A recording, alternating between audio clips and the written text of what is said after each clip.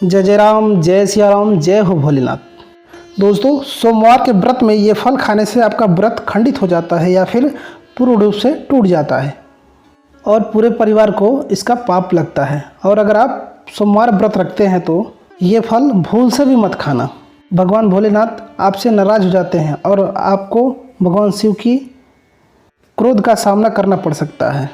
कम से कम सोमवार के दिन यानी व्रत के दिन चीज़ों को दूरी बना के रखें। दोस्तों, सोमवार का व्रत कन्याकुमारी लड़कियों के लिए बहुत ही महत्वपूर्ण माना जाता है।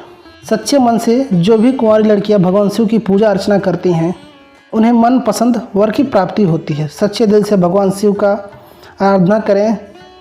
भगवान शिव की तरह ही स्त्री को वर की प्राप्ति होती है। शिव पुराण में बताया गया कि हर सुहागिन स्त्री को सोमवार के दिन सोमवार का व्रत अवश्य रखना चाहिए। इससे पति का कभी भी कष्ट नहीं होता है और पति की आयु लंबी होती है। क्या आप जानते हैं कि सोमवार के व्रत में हमें ये फल नहीं खाना चाहिए?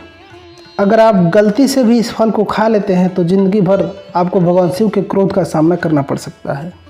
यहाँ तक कि आपके पूरे परिवार पर कष्ट आ सकता है। इसलिए सोमवार के दिन ऐसा बिल्कुल ना करें। दोस्तों, आप जानते हैं कि शास्त्रों में ऐसा कहा गया है। क्यों कहा गया है? व्रत करने वाले लोगों की उधार मांगकर फल नहीं खाना चाहिए। प्रिय दोस्तों, व्रत करने वाले लोगों को कभी उधार मांगकर फल फूल नहीं खाना चाहिए, क्योंकि अगर आप उधार मांगकर फल खाते हैं तो आपके व्रत का फल उसको प्राप्त होगा। जिससे आप उधार मांगते हैं आपके व्रत का फल उसको प्राप्त होगा।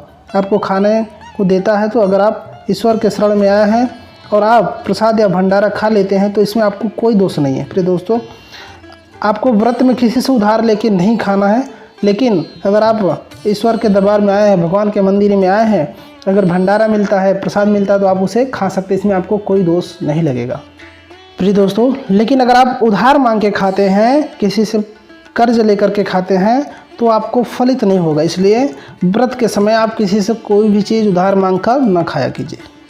इस बात का आपको विशेष ध्यान रखना है कि सोमवार का व्रत हो या सावन का व्रत हो, आपको प्रिय दोस्तों चाहे सोमवार का व्रत हो चाहे सावन का व्रत हो, आपको नाशपाती फल नहीं खाना है। ध्यान से सुन लीजिएगा, क्योंकि इसका नाम ही नाशपति है, इसलिए ये नाश ही कर देता है। तो भूल से भी आपको इस फल को व्रत में कभी नहीं खाना चाहिए। प्रिय दोस्तों, व्रत आदि को छोड़कर और दिन में कभी भी इसे आप न खाएं।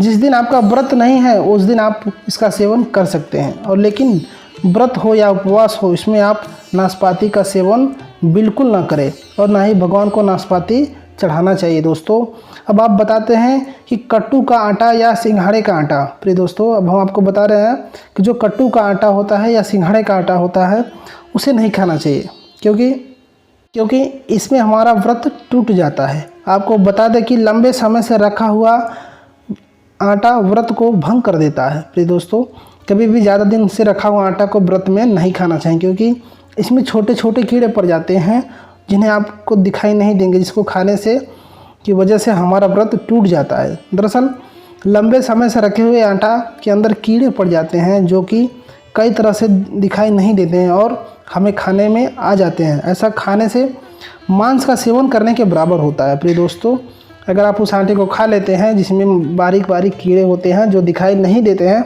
अगर आप उसको खा लेते हैं तो वो मांस के खाने के बराबर पाप लगता है और आप व्रत दोष में जो व्रत किए रहते हैं वह व्रत दोष में बदल जाता है। व्रत में कीड़े खाना हमारे घोर पाप माना जाता है। प्रिय दोस्तों, अगर व्रत में आप कीड़े को खा लेंगे तो ये घोर पाप माना जाता है। इसलिए कट्टू का आटा या सिंघाड़े का आटा आपको व्रत में कभी नहीं खाना चाहिए।